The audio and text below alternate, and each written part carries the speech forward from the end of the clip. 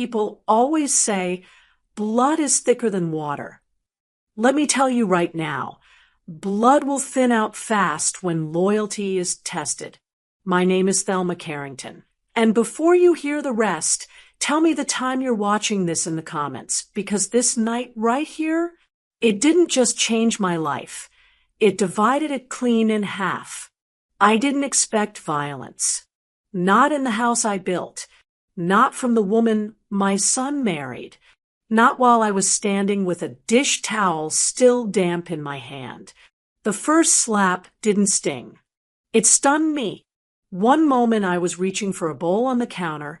The next, crack, her palm landed across my cheek so fast my vision blinked white.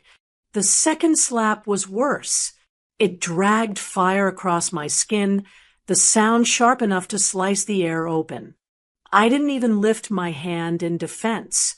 I just stood there, breath suspended, staring at the woman my son vowed to protect. The woman who looked at me every day like I was a burden she never agreed to carry. Nia wasn't apologizing. She wasn't trembling. She wasn't shocked by what she did. She looked satisfied. "Brian," she said, voice cracking into a fake sob. "She hit me." The lie came out too fast, too smooth, like she had practiced. I froze. Not because of the accusation, but because of how naturally it rolled off her tongue. And Brian, my son, my baby boy I raised with hands that never harmed him, moved toward her like he was saving a wounded lamb instead of shielding his own mother from a lie. "You hit my wife?" he repeated, already believing her. My mouth fell open, but nothing came out. Shock has a way of silencing even the strongest woman. Shame too, but humiliation, that one pierces deeper than anything you can prepare for. "Brian," I managed quietly. I didn't touch her. His jaw tightened. A muscle jumped. He didn't even look at me, really look at me. He stood between us like a wall I had never seen before. Earlier that same morning, he'd snapped at me for lifting the lid off a pot on the stove. "Mama, stop touching things you don't understand," he'd said with a laugh that didn't match his eyes. I ignored it. I shouldn't have. Little cracks become earthquakes when you pretend they're not there. Nia stepped closer to him, leaning her head onto his shoulder. The same shoulders I once carried on my hips. "She always undermines me," she whispered dramatically. Always. That word felt like another slap, one that didn't touch my face, but went straight for my heart. Brian inhaled sharply, then turned to me with a look I will never forget. Tired, annoyed, cold. "Apologize to her," he said flatly, "or leave my house." My house. The one I built with Robert. The one I kept standing after burying him.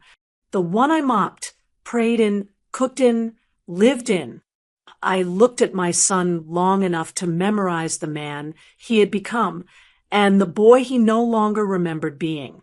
I didn't apologize, not because I wanted a fight, but because something inside me had already cracked open, and apologies don't fix fractures this deep. I took my bag, walked past both of them, opened the door myself. Neither followed, neither called my name. The cold air hit my skin harder than the slap, sharp, disrespectful, honest. And when the door closed behind me, quiet and final, I realized something terrible. I had walked out with nothing but my heartbeat and my shame. And I had no idea where I was going next. The door clicked behind me like a judge signing a verdict. I didn't turn around. I couldn't. If I did, I knew the site of that house, the house I painted with Robert, The house that once smelled like cornbread on Sundays would break me open in ways I wasn't ready for. The street felt unfamiliar, as if stepping out had dropped me into a different world entirely. My feet found the porch steps, then the walkway, then the sidewalk, all without my mind catching. Up. I kept moving, one hand wrapped around the strap of my purse like it was the last thing tying me to myself.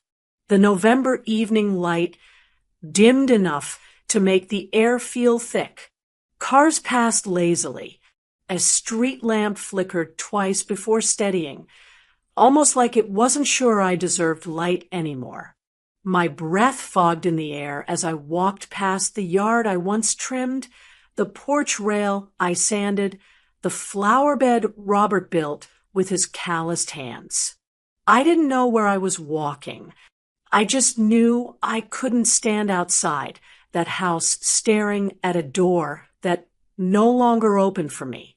By the time I reached the small strip of shuttered shops at the end of the block, my legs felt heavy.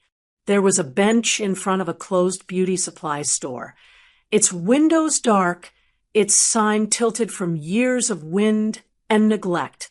I eased myself onto it, my knees trembling more from shame than cold. It wasn't homelessness I felt. It wasn't poverty. I've lived with less before, but being pushed out by my own child, that made the night colder than any winter I'd survived. Brian had looked right through me, not around me, not past me, through me. And that kind of look, that's the look a stranger gives when they decide you're no longer part of their world. A small gust of wind lifted the hem of my sweater, snapping me back into the present. I pressed it down and forced my breath to slow. A car drove by with music loud enough to rattle the pavement, but even that noise couldn't distract me from the ache rising in my chest. That ache carried something else inside it, a memory I had tucked under years of trying to give them space. Months ago, when Brian and Nia had visitors over for a game night, I'd walked toward the living room with a tray of sliced fruit. I wasn't trying to interrupt anything. I just wanted to offer something. That's what mothers do. We give. Brian turned to me with a tight smile and said, "Mama, don't come to the living room when we have visitors. It makes things awkward." I had laughed. I even waved my hand like it was nothing, said something like, "Boy, go on," but there was a pinch in my chest that never left. I didn't allow myself to feel it then. Maybe I should have. The small streetlight cast a faint shadow of me stretched across the pavement, thin and trembling. I stared at it, wondering how a woman with my history, my sacrifices, my strength could look so small. I pulled my purse into my lap and opened it, not because I expected anything inside, but because I needed a distraction from the hollow feelings settling under my ribs. I hoped maybe for a stray dollar, a forgotten piece of gum, something to prove I had a grip on something. Anything in that moment. I found a few coins, a folded grocery receipt, and the tiny photo of Robert the First always kept at the bottom. I touched his face gently, then closed my eyes. "I hope you're seeing this," I whispered to him, "because I don't know how to start again at my age." My fingers brushed deeper inside the purse, searching for anything I could use to find a room or buy a small meal. And then something thin, plastic, cold, slid against my fingertips. I pulled it out. A card. Old. Edges worn. The same card Robert gave me years ago. For emergencies. I stared at it, my breath catching. If this wasn't an emergency, I didn't know what was. And that's where the night shifted. I barely slept that night. I sat on the edge of that cold bench until the sky softened from black to gray, watching the world wake up around me. By dawn, my stomach had begun to twist in that painful, hollow way it only does when it's been ignored too long. I'd gone hungry before in my life, but I had never gone hungry while my son slept under a roof I helped build. The card sat in my palm like a question I didn't want to answer. Robert had pressed it into my hand years ago, saying, "For emergencies, Thelma, you use this only when you truly need it." I used to tease him. "You think I'm helpless?" And he'd just smile that quiet smile of his. This was the first time I ever needed it. The bank opened at 8. At 7:30, I was already standing across the street, hugging my sweater tighter around me, trying to calm the trembling in my fingers. Hunger mixed with shame in a way that made my steps feel heavier with every block I walked. When the doors unlocked, I slipped inside quickly, hoping no one would notice the way I looked. Hair crushed from sleeping upright, clothes rumpled, eyes tired. I moved to the side, letting other people pass. They walked with purpose, with confidence, with the certainty of people who belonged. I felt like my presence tilted the air off balance. A young teller with soft eyes waved me forward. "Good morning, ma'am," she said gently. "How can I help you?" I placed the card on the counter, my voice barely above a whisper. I wanted to know if there's anything small in here, just enough to get a warm meal. Her eyes flicked toward mine, and then down to the card again. Something in her expression softened, but she didn't ask any questions. Thank God. I didn't have the strength to explain humiliation to a stranger before breakfast. As she typed on her keyboard, that ache in my stomach grew tighter, not from hunger, but from the thought that I was even standing here like this. I used to feed entire church events with my own hands. I used to slide plates of food to neighbors, no questions asked. I used to keep extra cornbread in the freezer, just in case somebody needs some. But life has a way of turning the giver into the beggar when you least expect it. While the teller typed, another memory pushed forward, clear, uninvited, cold. After Brian married Nia, he had started giving me what he called maintenance money. Nothing big, just a little every week. Something he said was for groceries, for your personal things, Mama. I never asked him for it. He insisted. But slowly, quietly, that changed. First, he forgot 1 week, then another. Then when I finally asked, not accusing, just checking, he said, "Mama, things are tight right now. Can you manage?" Manage. Like I hadn't been managing long before he was born. After that, whenever I asked, his tone shifted. He became short, defensive. "Nia's handling the budget now," he'd say. Or, "We'll see." Or, "Mama, stop asking like you don't have anything." Somewhere along the line, my son had stopped seeing me as someone to honor and started seeing me as someone to manage. The teller's typing slowed. Her shoulders straightened. Her eyes locked onto the screen, and a tiny crease formed between her brows. For a second, I thought the card had nothing, zero balance, expired, invalid, and my whole body braced to crumble. "Is everything okay?" I asked softly. She didn't answer immediately. She blinked once, then twice. Her mouth opened slightly, as if her breath had caught on something she hadn't expected to see. Then she looked up at me again, really looked at me, and her tone changed. "Ma'am," she said, voice suddenly careful, almost trembling with caution, "could you please sit down for a moment?" My heart dropped into my stomach. Sit down? Why? The room seemed to tilt. A new kind of fear slid into my chest, slow and cold. I gripped the edge of the counter as she repeated, softer this time, "Ma'am, please, Sit. I sat down slowly, like my knees didn't quite trust the ground beneath them. The teller stepped away from the counter, whispering something to a supervisor I couldn't hear.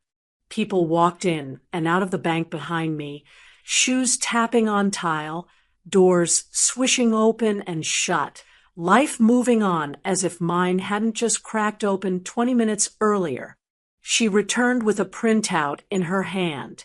Not a small slip, a full sheet of paper.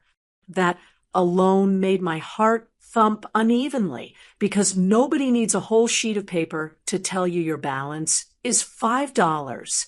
Ma'am, she said softly, pulling up a chair beside me instead of staying behind the counter, I want you to look at something. The chair scrape sounded too loud in that quiet space. I forced my trembling hands to take the paper from hers.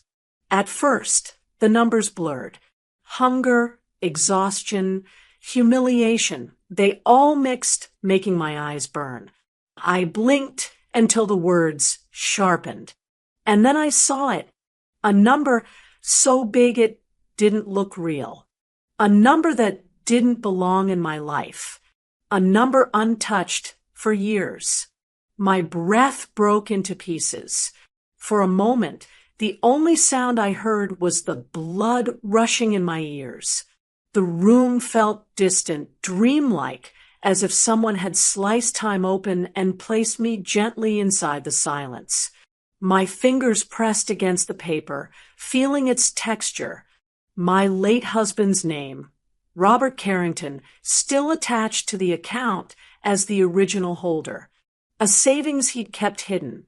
A safety net he never mentioned again after giving me the card, like he wanted me to forget about it until I truly needed it.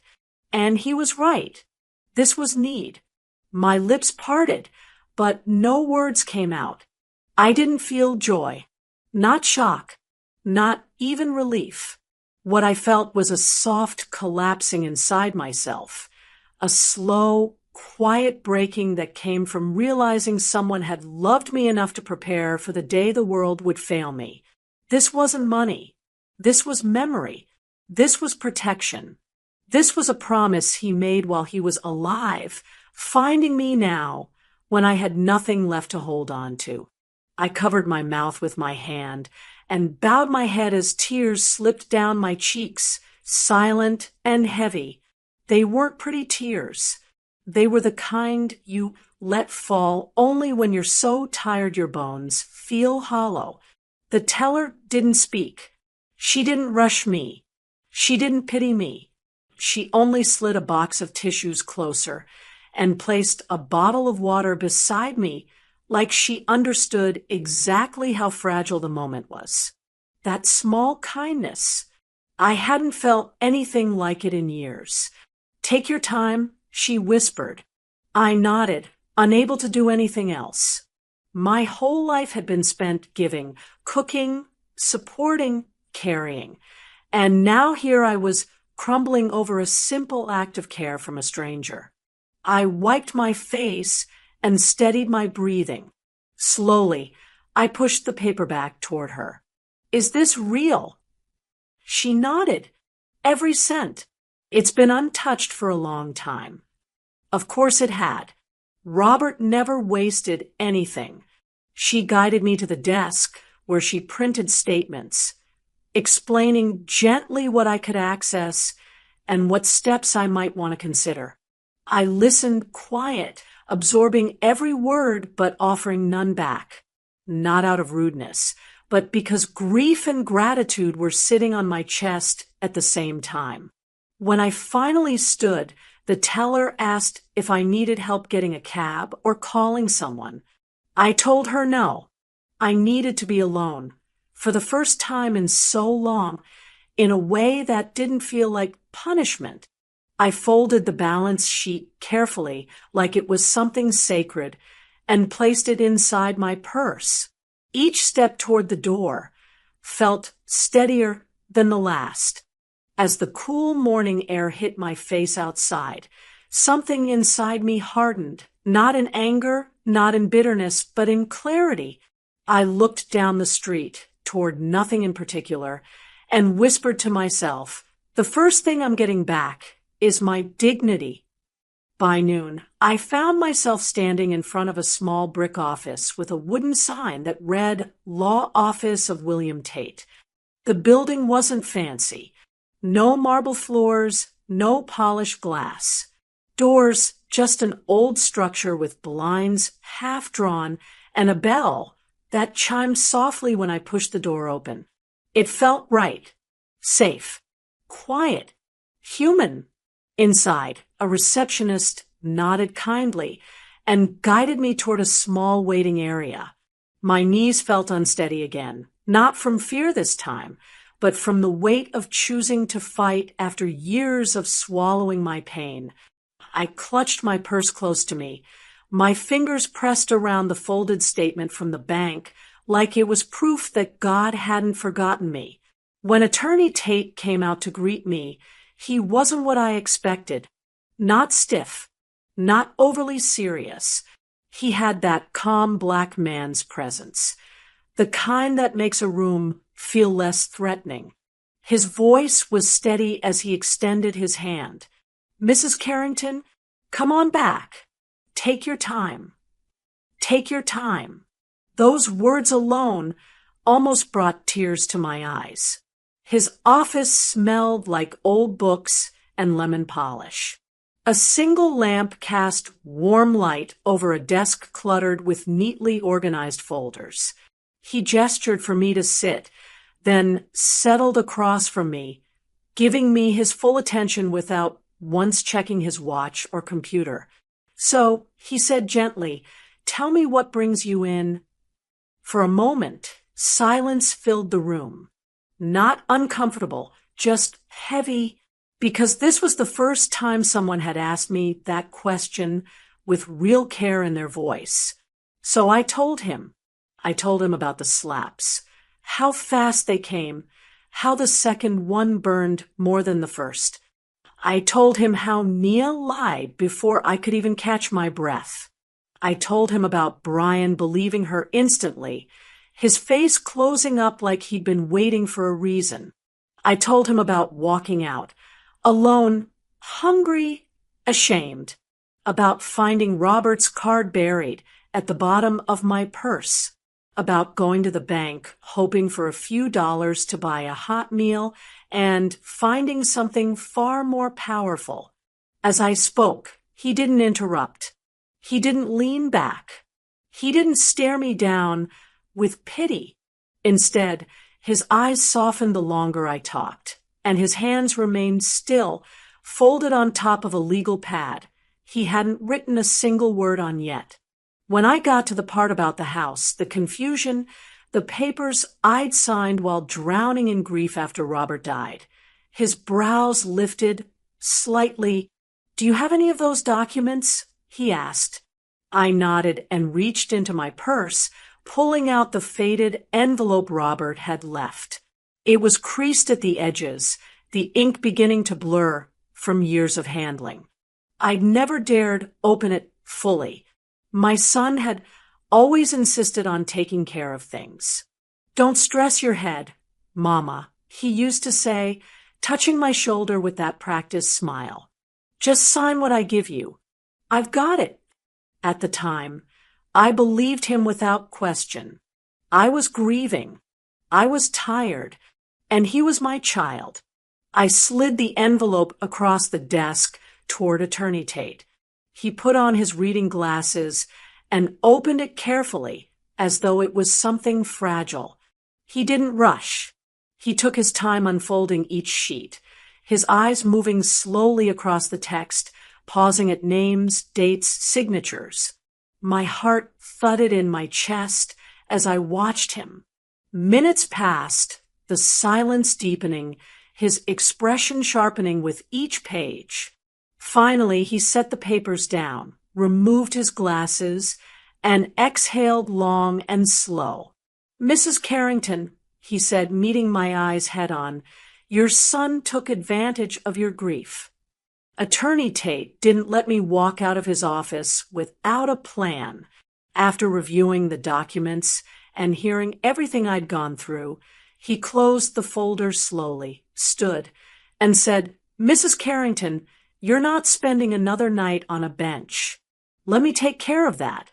His tone didn't leave room for argument, not because he was forceful, but because he spoke with the kind of quiet authority only men who've seen too much injustice carry. Before I could protest, he had already called a modest hotel a few blocks away and booked a room in my name. "You need rest," he said simply. "The kind a woman can't get when she's bracing for the next blow."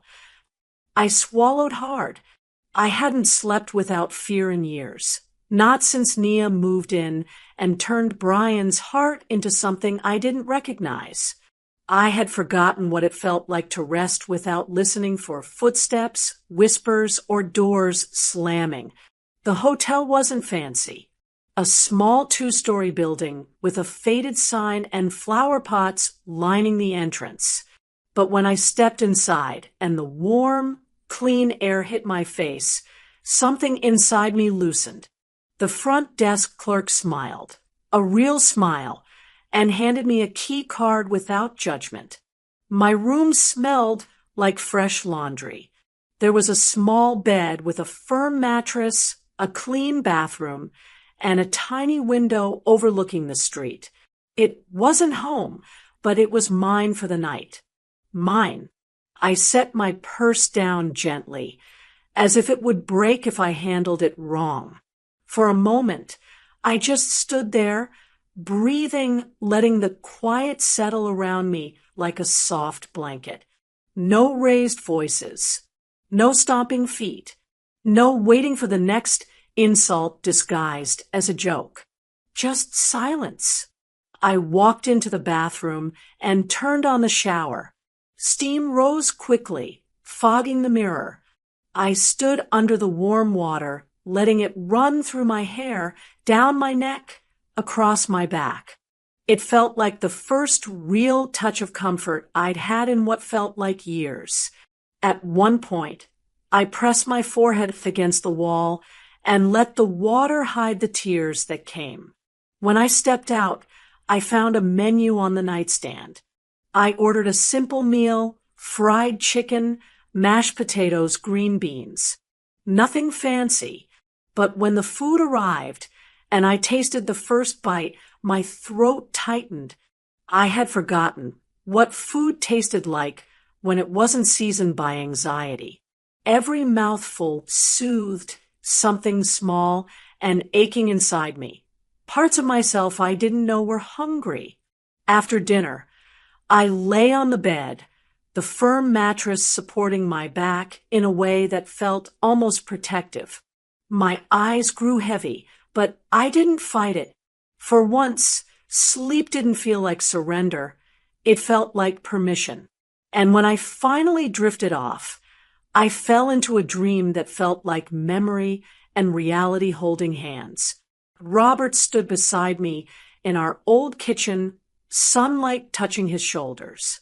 He looked the way he did before sickness changed him. Strong, steady, eyes filled with gentleness.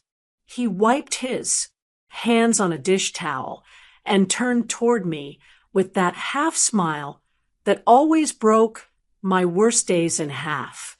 "You hear me, Thelma?" he said. "Respect yourself enough to fight back." The words echoed, warm at first, then sharp, then firm. I reached for him, but he stepped back slowly, fading like morning fog. I woke up with wet lashes. For the first time in a long time, I didn't wake up to footsteps or slammed doors. I woke up to peace.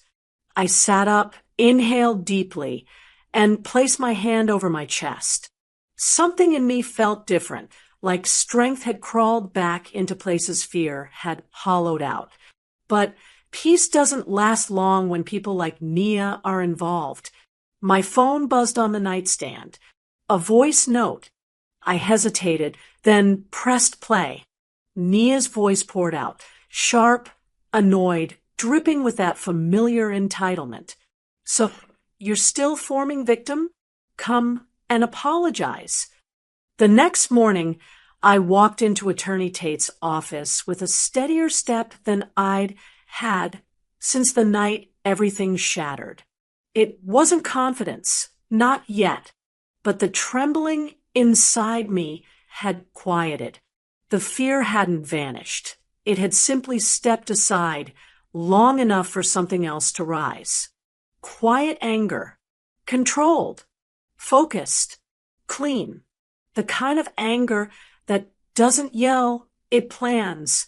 Attorney Tate greeted me with a nod and motioned for me to sit.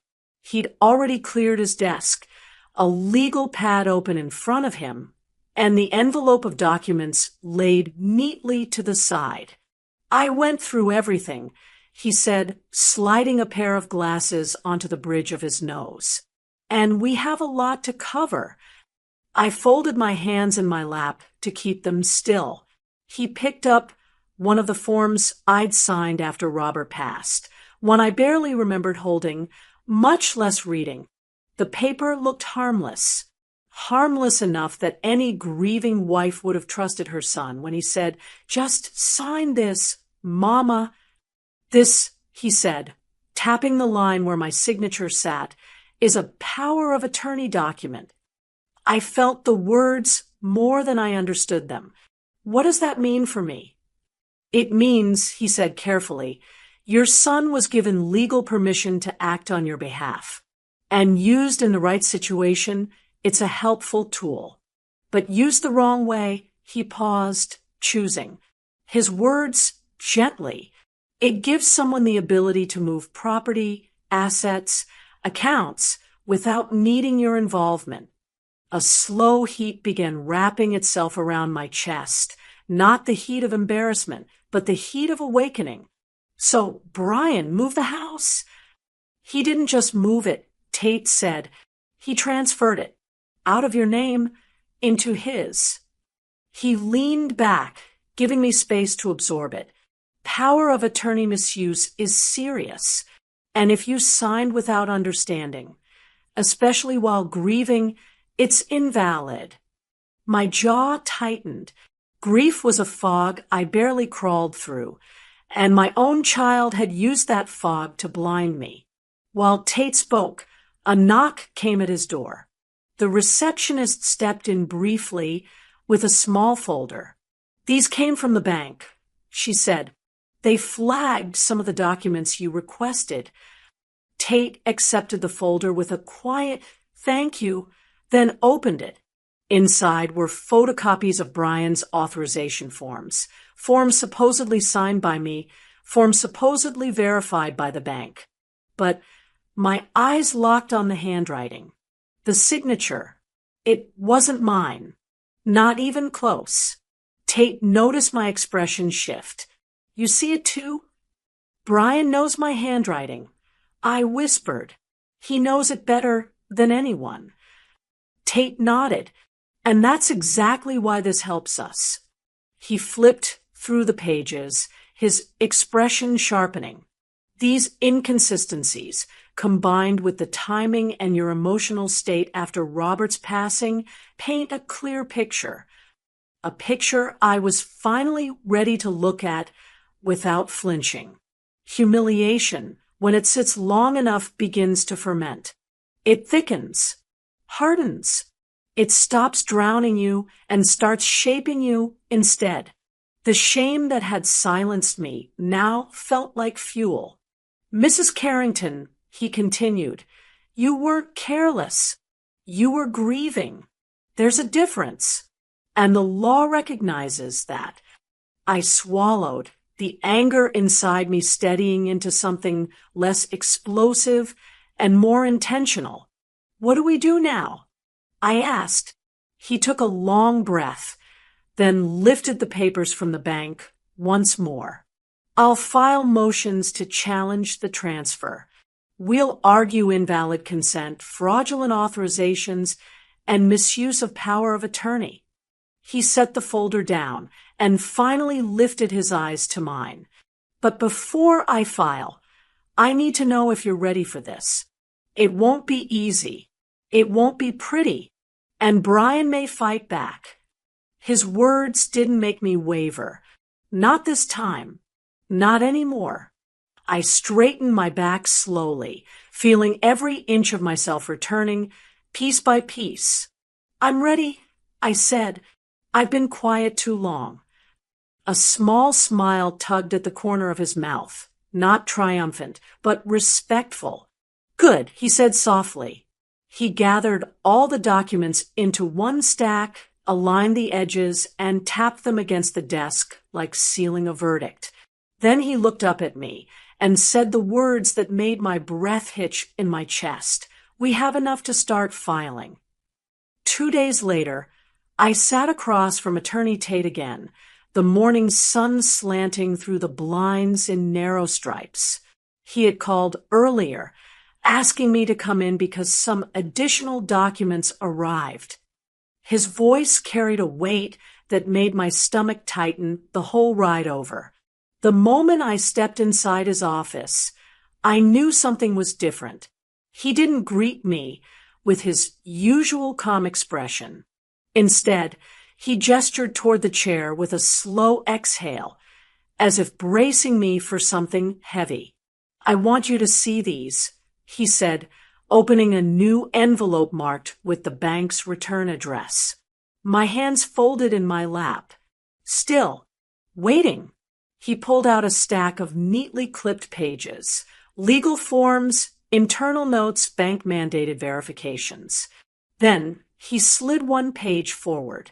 This, he said, tapping the top corner, is the justification your son provided for gaining full access to your property and accounts. I leaned in. One line jumped out at me like a blow to the chest. Client exhibits signs of mental instability and impaired judgment following spouse's death. My breath stalled. Not the house. Not the money. Not even the forged signature. This was the wound. He said that. I whispered. Tate's expression softened. It appears he told the bank that decision-making was unsafe in your hands, that you were disoriented, unfit to manage property. The room blurred for a moment as the memory surfaced, not gently but like something ripping through me. The days after Robert died were a fog I barely survived. I cried until my body trembled. I forgot to eat. I sat on the living room floor with his shirts in my lap, inhaling the faint scent of him until my chest hurt. People dropped by to check on me, whispering condolences that slid in and out of my ears like static. One afternoon, I heard Brian talking to the Hendersons from next door. She's not herself, he'd said quietly. Mama's not thinking straight right now. At the time, it didn't sting. It sounded like concern. A son trying to explain grief he didn't know how to handle. But seeing those words on paper now, weaponized, cold, calculated, twisted my heart in ways the slap never did. Attorney Tate flipped to another page. There's more. I forced myself to look. Recommended. Son to manage decisions due to mother's emotional instability.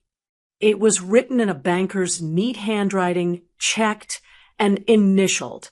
My humiliation had been neatly documented, approved, filed away like routine paperwork. I leaned back in the chair, pressing my palm lightly against my chest. The hurt was deep, slow burning, precise. A different kind of betrayal. One that didn't shout, but whispered behind closed doors. Mental instability. I murmured, tasting the words like something bitter. Brian knows I've never had a sick day in my life. Not one. Tate nodded. He took what was already true, that you were grieving, and twisted it into a weakness he could legally use. I closed my eyes for a moment. Grief had made me slow, not ignorant, vulnerable, not unstable. But Brian hadn't drawn that line carefully. He had erased it entirely when it suited him. When did he submit these? I asked. Tate pointed at the date. It sat only a week after Robert's funeral, when I could barely stand up without holding onto furniture. Something inside me hardened, slow, steady, controlled. It wasn't anger anymore.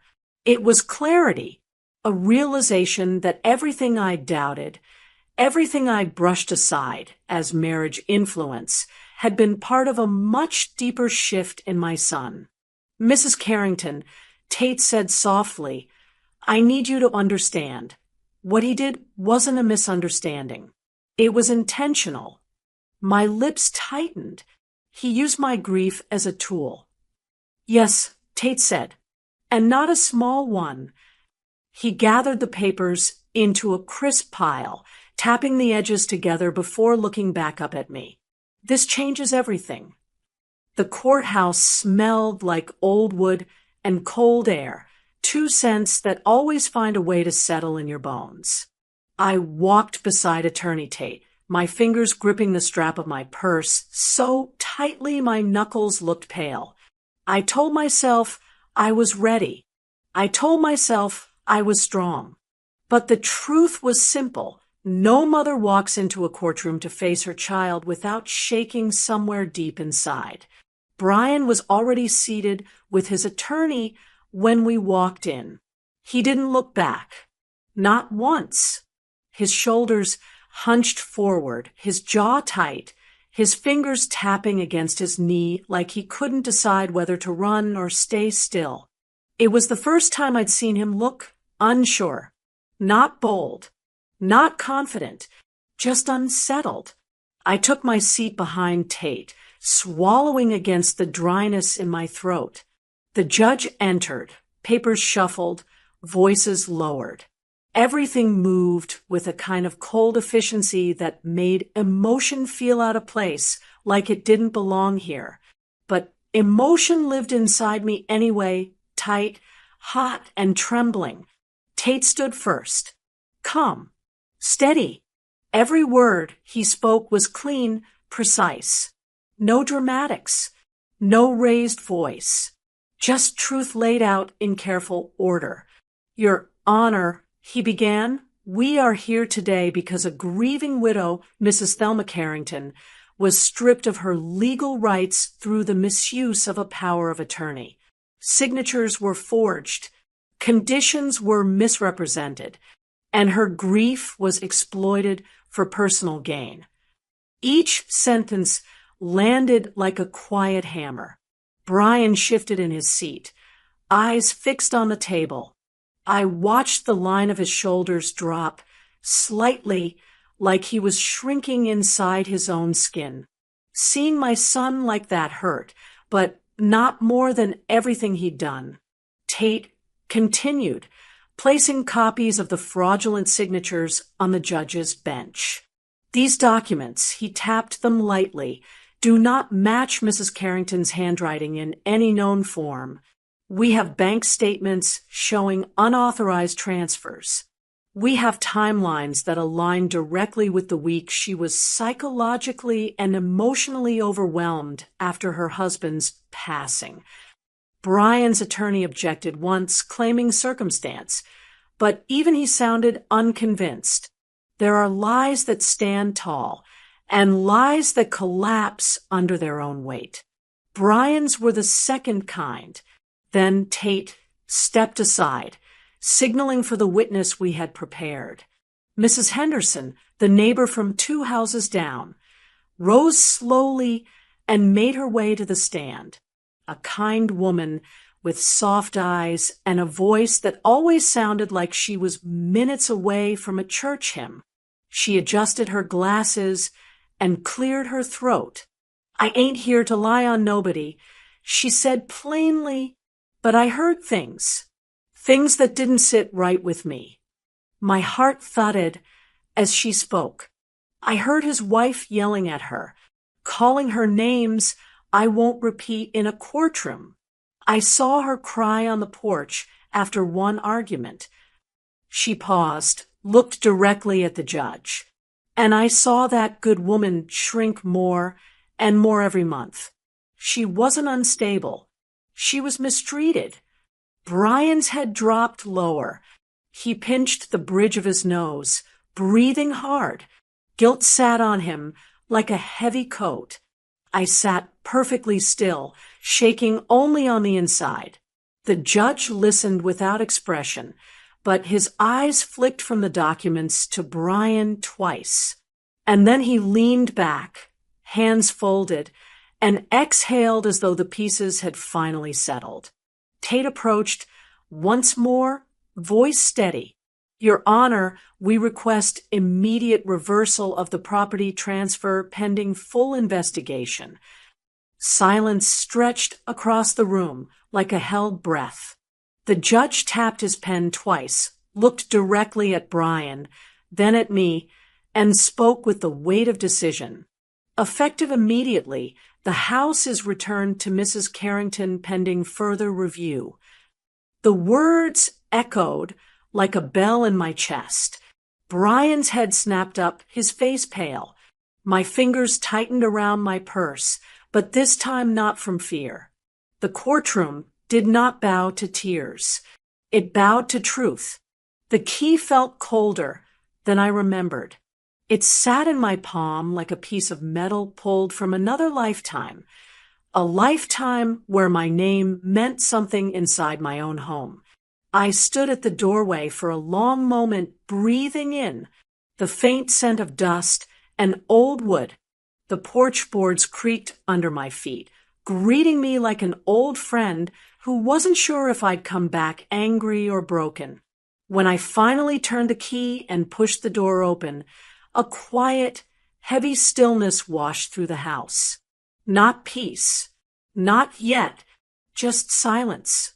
The first kind that didn't come from being ignored. A silence that invited me to step inside. I moved slowly, my hand brushing the wall the way you touch an injured animal, gentle, cautious, remembering both love and pain. The cool paint met my fingers first, then the grooves in the wood beneath.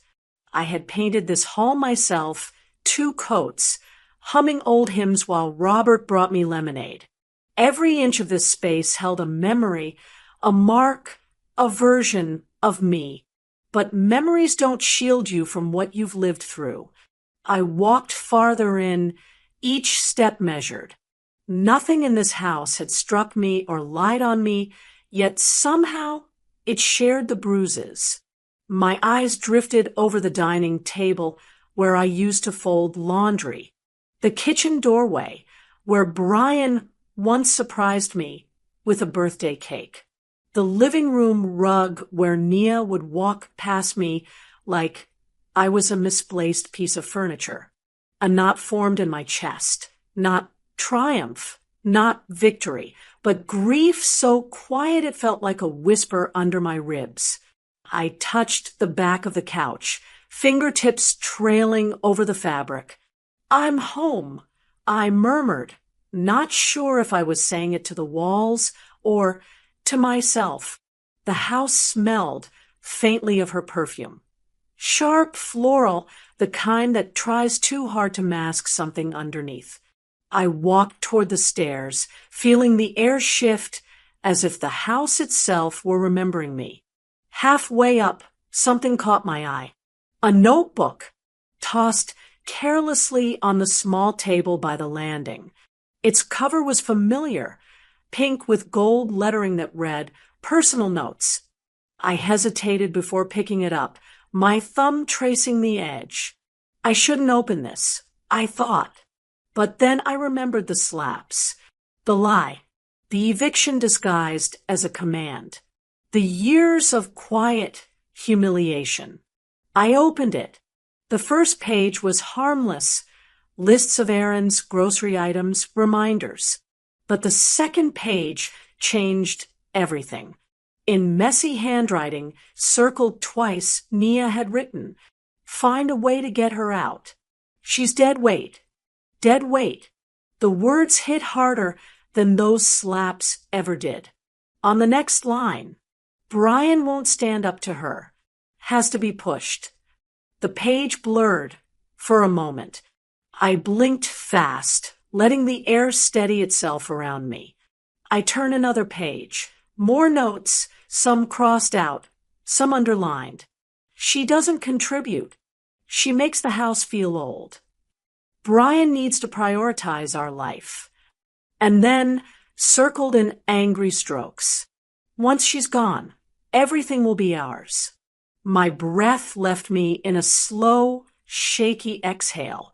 Not heartbreak, not anger, just a deep, exhausted grief, like watching someone carve your worth into smaller pieces each day until you start believing you deserve the smallness. I closed the notebook gently, too gently, considering what I'd just read. My hand didn't shake this time. It stayed steady, firm, almost calm.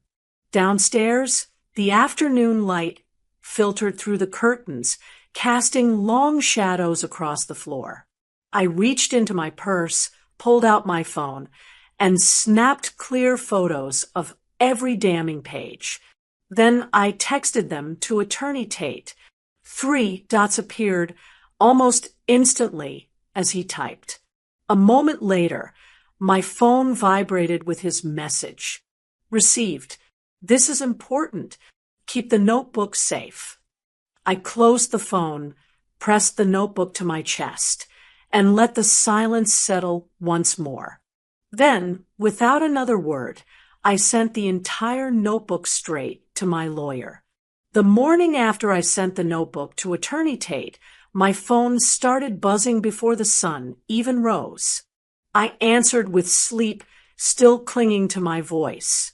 We're filing today, Tate said. Elder abuse, emotional distress, fraudulent misuse of power of attorney, and the notebook. He paused. That's the nail they can't pull out. I sat on the edge of my bed, my fingers gripping the blanket. Do what needs to be done. He didn't need more. By noon, the wheels were turning, legal documents filed, notices prepared, motions stamped, scheduled, and on their way. There's a sound justice makes when it begins moving toward people who never expected it. It's not loud. It's not dramatic. It's a quiet, heavy rustle, like the shifting of something long overdue. By afternoon, the consequences began walking toward them. First, it was the courthouse clerk delivering stamped paperwork to Nia's workplace. She was seen outside arguing with the messenger, her voice sharp enough to cut through glass. A co-worker later told someone in the neighborhood that she went pale when she realized what the papers were. Elder abuse, fraud, emotional manipulation, words that don't wash off easily. Then it happened quickly. Panic makes people reveal their true nature. Nia didn't run home to comfort Brian. She didn't hold his hand or whisper, "We'll get through this." No, she turned on him like a cornered animal. According to the same co-worker, Nia muttered, "This is your fault. You told me she wouldn't fight back. You told me everything was safe." Fear and blame, 2 ingredients that crumble alliances. By late afternoon, I heard from Tate again. They're serving notices now. I stood in the living room, the same room where I had folded clothes, endured snide comments, and shrunk myself to fit inside a house I had built. The sunlight filtered through the windows, warm and gentle, nothing like the tension building outside. Then I heard it. Car doors, firm footsteps, voices. I stepped closer to the window. 2 police officers walked up the driveway to the house Brian had believed was his to use, his to control, his to dictate. Their uniforms looked almost unreal against the backdrop of my front lawn, symbols of authority arriving not to protect him this time, but to correct him. They knocked on the door next door. His temporary apartment, the one he'd moved into after the court, returned the house to me. I could hear muffled shuffling inside, then the door cracking open. It wasn't loud, but it was clear. "Are you Brian Carrington? We're here with court notices.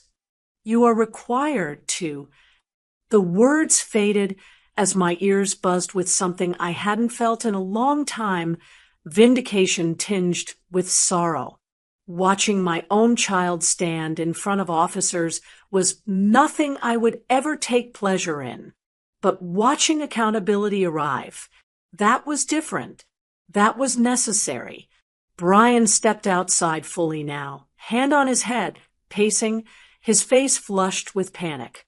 He wasn't looking at the officers. He wasn't looking at the papers. He was looking toward my house. Eyes wide, breath uneven, a mixture of fear and regret spreading across his features like ink on cloth. And somewhere in the middle of that scene, Nia appeared too, walking fast from her car, pointing at him, her voice rising. "This is on you. I didn't force you to do anything. You dragged me into this mess." The officers told her to step back, but she kept ranting. Desperation makes people loud. Brian finally muttered something, held out his hands, and took the stack of documents. His shoulders folded inward, the weight settling instantly. I didn't watch the rest. I stepped back from the window, letting the curtain drop gently. For a moment, the house felt too quiet, too still, like it was holding its breath along with me. Then came the sound that pulled everything tight inside my chest. A single knock, not timid, not aggressive, just searching. I turned slowly. My son was at my door.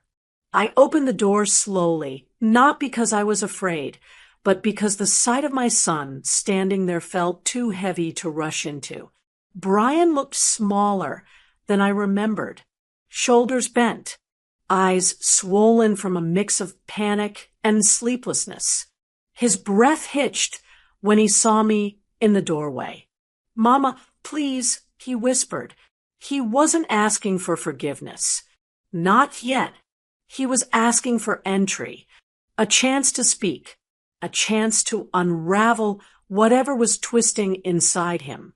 I stepped aside without a word. He walked in carefully, like he was afraid the floor might collapse beneath him.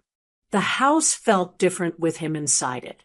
Familiar shadows, old memories pressed against walls that had seen both love and harm. He glanced around, guilt stitched into every movement. I didn't know it would go this far. He started, voice breaking on the last word. I never wanted it to get this bad. I didn't answer. I sat on the couch, hands folded neatly, waiting, letting him feel the silence that used to swallow me when he allowed others to speak over me. He sat opposite me, elbows on his knees, hands covering his face. "Mama," I didn't read half of what Nia gave me. He said, "Finally." She'd hand me papers and say, "It's just house stuff. Sign it so we can settle things." And his voice cracked. I didn't want arguments at home.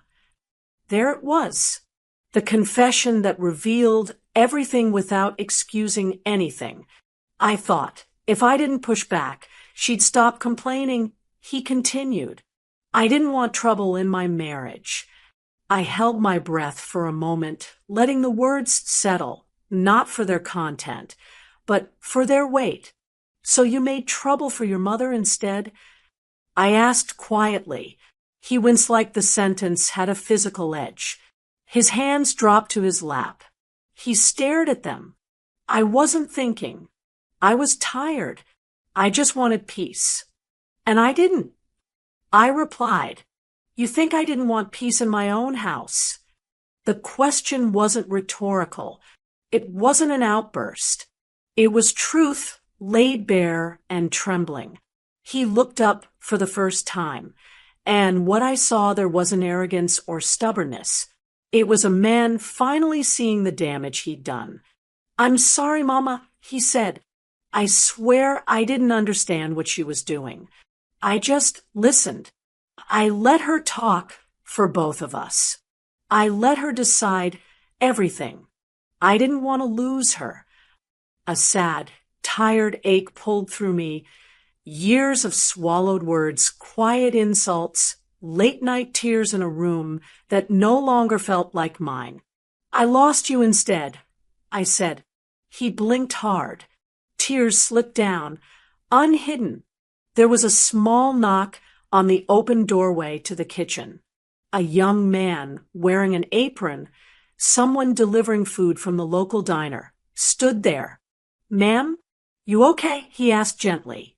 "You want me to wait outside till he leaves?" I hadn't realized he'd heard our voices. I hadn't realized anyone was paying attention.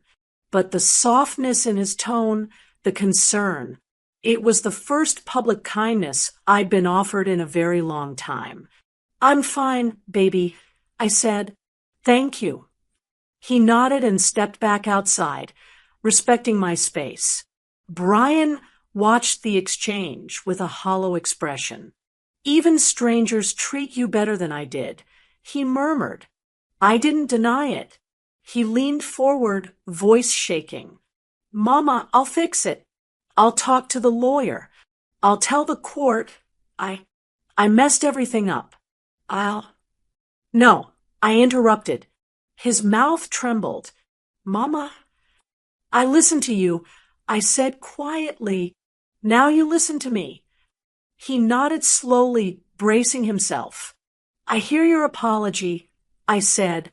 "I hear your pain, your regret, your explanations." He swallowed. "But I can't forgive you today." The morning after Brian left my house in tears, I woke up to sunlight slipping through the curtains like a quiet invitation.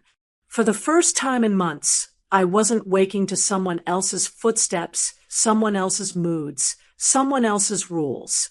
I woke to my own breath, my own thoughts, my own space. I stood in the center of my living room and looked around. Nothing was ruined.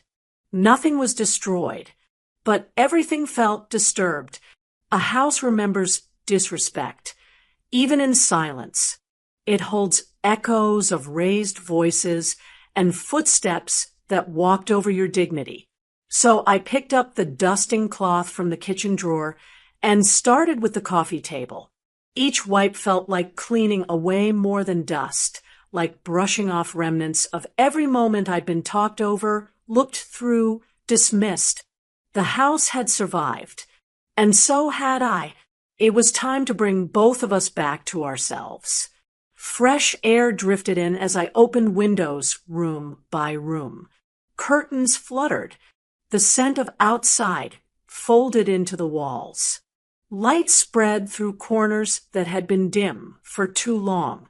I moved slowly, intentionally, straightening picture frames, placing my Bible back beside the lamp, rearranging the cushions the way I always liked them, returning my husband's framed photo to the mantel, centered, respected. "Welcome home," I whispered to myself. As I was wiping down the hallway table, I heard footsteps outside. Then a familiar voice called from the porch, "Miss Thelma, you back in the house for good." I opened the door to see Mr. and Mrs. Henderson standing there, hands full of cleaning supplies, and two young teens behind them holding a broom and mop. The sight alone filled my chest with warmth. "We came to help you clean up," Mrs. Henderson said, stepping closer. "We're glad you're back." Their kindness hit me deeper than I expected. For months, I'd walked past neighbors with eyes lowered, hiding my shame. Now they were on my porch, uninvited, yet welcome, offering hands instead of gossip. Inside, the teens swept the floors while Mr. Henderson tightened loose hinges on the kitchen cabinets. "You don't have to do this," I said softly. "We want to," he replied. "It's good to have your spirit back in this house." His words soaked into me like warm water. People had seen more than I realized. People had noticed the shift in my joy long before I could admit it to myself. As we cleaned, Mrs. Henderson hummed an old gospel tune, one that used to play on Sunday mornings when Robert and I opened the windows and let the smell of pancakes fill the house. The melody wrapped around me like a memory I thought I'd lost. By afternoon, the house had transformed, not through grand renovations, but through small, loving touches. Every corner felt more like me, more like home. When the Hendersons left, they hugged me tight. "If you need anything," Mrs. Henderson whispered, "call us." I nodded, trying not to let tears fall. The house settled into a peaceful stillness once they were gone. A stillness that didn't silence me, but held me. I walked back into the living room and sat on the couch, letting the quiet wrap around me. I wasn't the same woman who walked out of this house with only a purse and wounded pride. I wasn't the woman who kept shrinking to avoid conflict. I was rebuilding not just walls or furniture, but every part of myself they tried to break. A soft knock interrupted the silence. I stood, expecting a neighbor with leftover supplies, maybe even the teens returning a mop. But when I opened the door, it wasn't a neighbor. It was Attorney Tate, suit crisp, expression unreadable, a large envelope in his hand, sealed with the bank's stamp. "Thelma," he said gently, "this just came in." He held it out to me. The envelope felt heavier than paper in my hands. I carried the envelope to the kitchen table, as if it were something fragile, something living. My fingers hesitated at the seal, feeling a familiar tightness in my throat. Attorney Tate had already left, giving me space. The house was quiet again, but this silence felt different. Expectant, waiting. I slid my thumb under the flap and opened it slowly.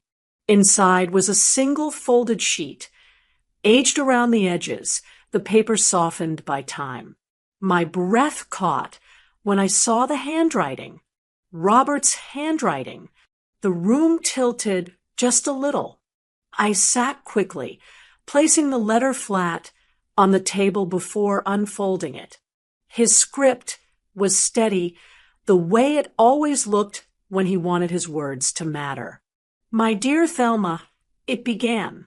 My heart clenched. If you are reading this, it means life took a turn I prayed it wouldn't.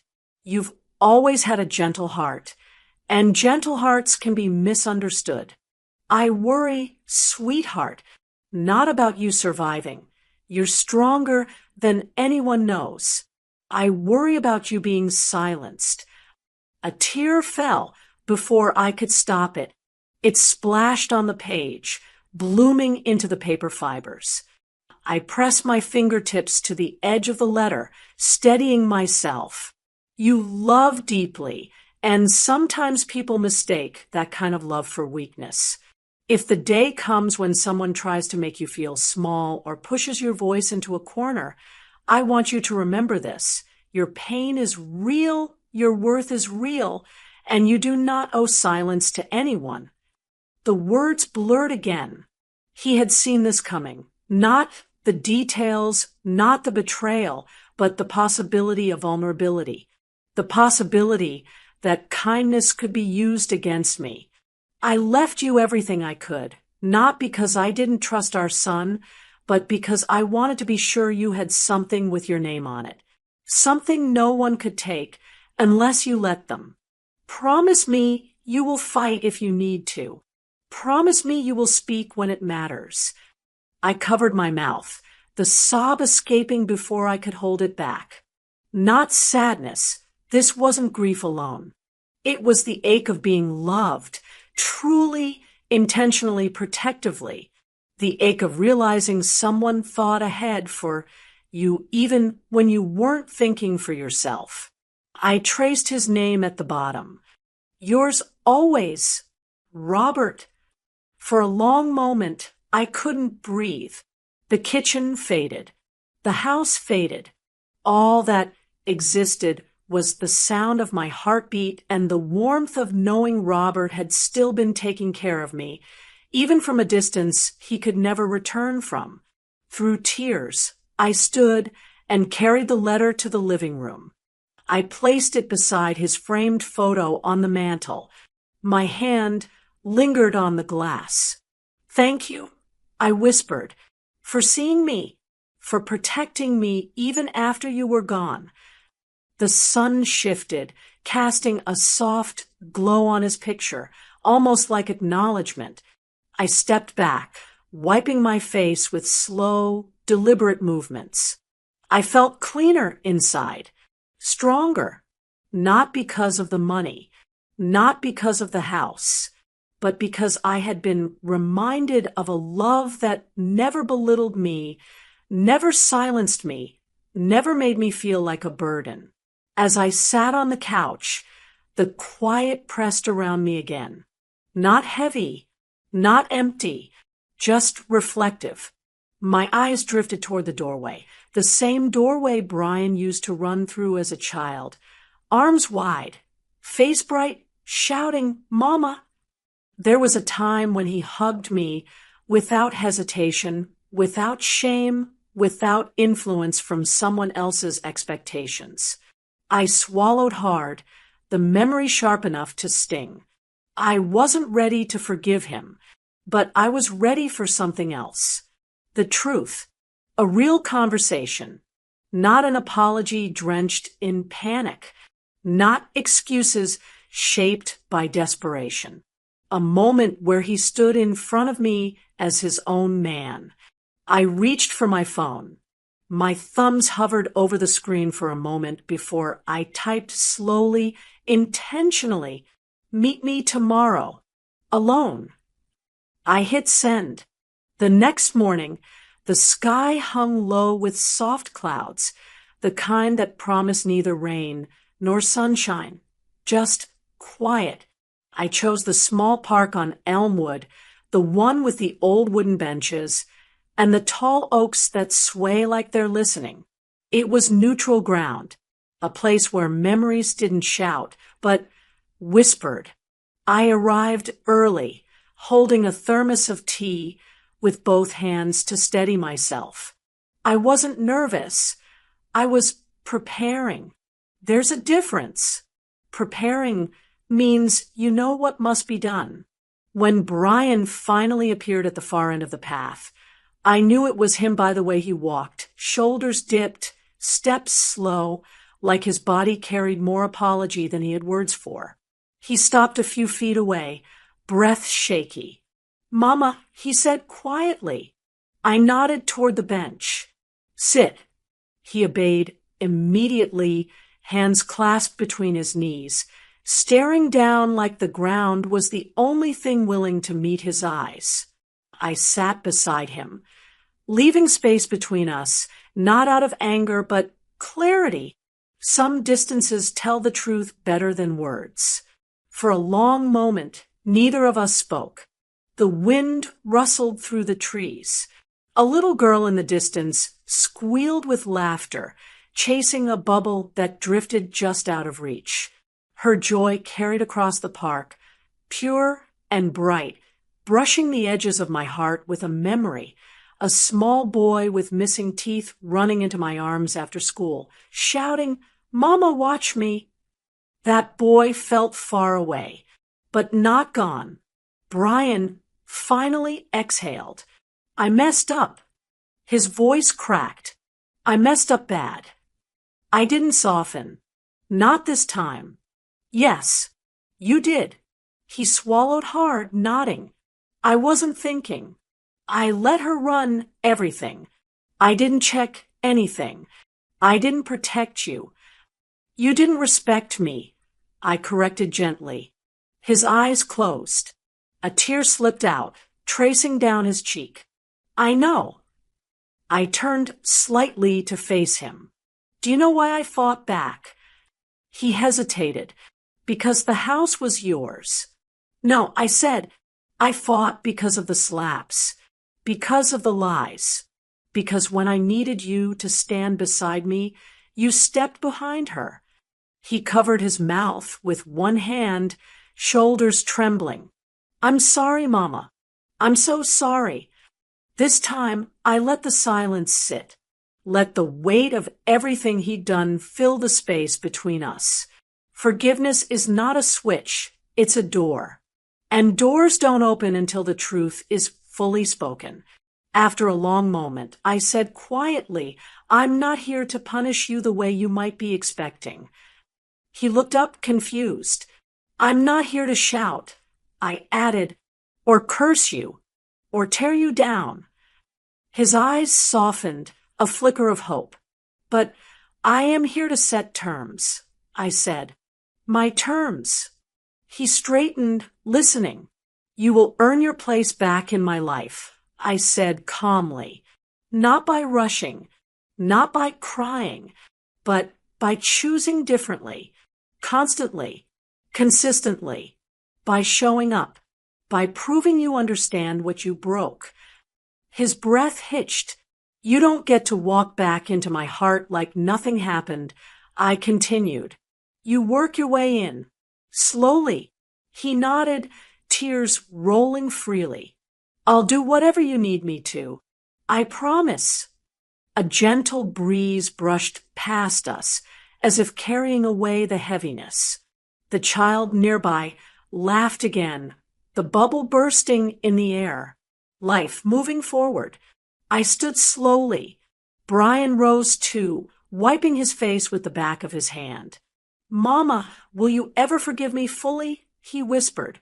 I stepped closer, laying a hand on his shoulder, not close enough to comfort, but close enough to guide. That depends on the man you choose to be, I said. He nodded, understanding. I turned toward the path home, feeling taller, steadier, whole. As I walked away, the truth settled peacefully inside me. He took my house for a moment, but he can never take the woman who built it.